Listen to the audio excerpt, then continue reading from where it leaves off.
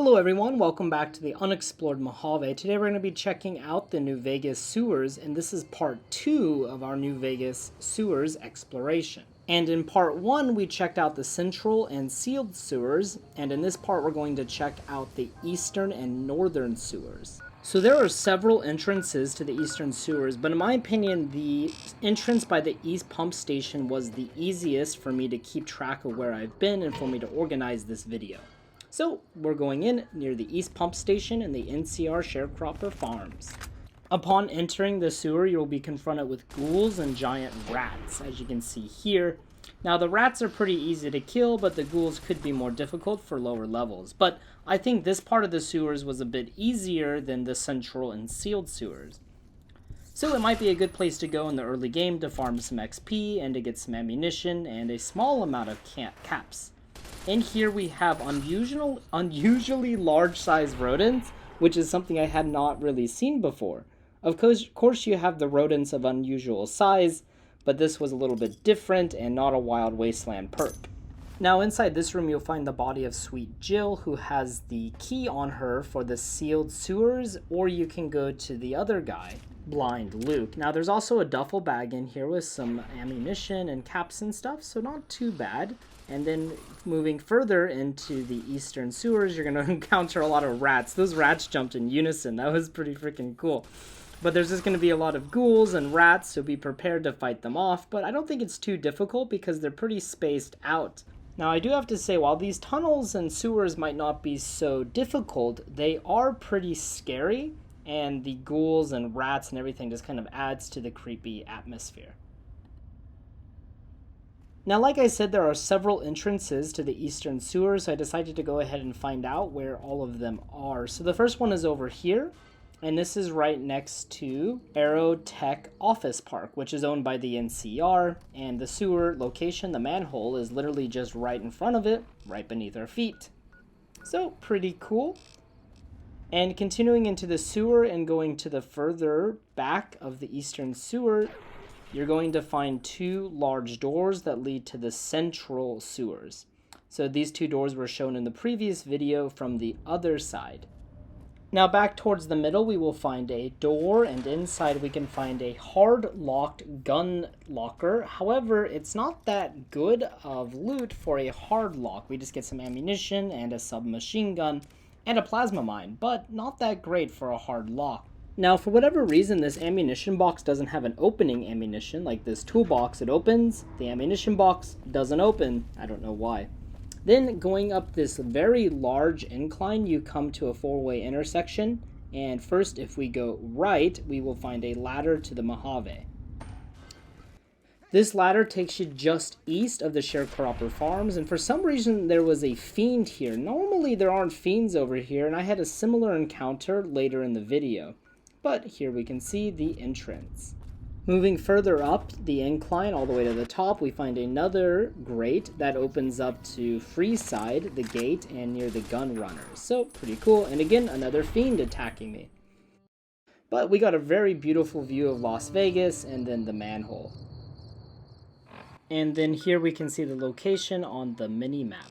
Going back into the sewer and going to that T intersection, we can go to the other side now, and we'll enter this room with a staircase. On the top floor we'll find a very long pipe, and by following this pipe we can enter the northern sewers, so we will do so. And inside the northern sewers we're greeted with a very large room with a pool of radioactive water on the bottom. Here there is nobody that is hostile. Instead you're going to find very poor, homeless New Vegas citizens.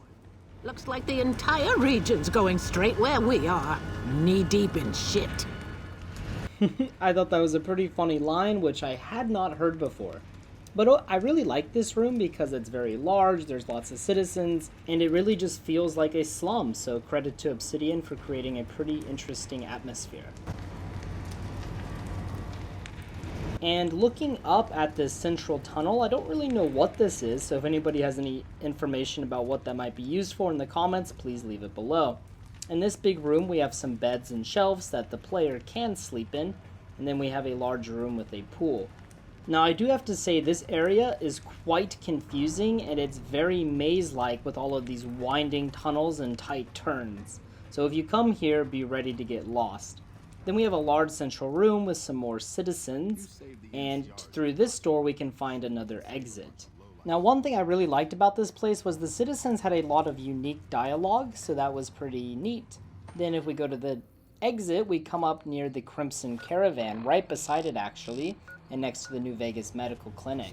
Continuing along the path we were on, and we can find another exit that takes us to the other gate of Freeside. So you could use these tunnels pretty effectively to move around quickly. Of course, in Fallout New Vegas, though, you have fast travel, so you don't have much use for that. But it's a cool concept, at least. And then continuing along this pathway, and eventually we will come to like a three-way intersection. Not this, but the next one.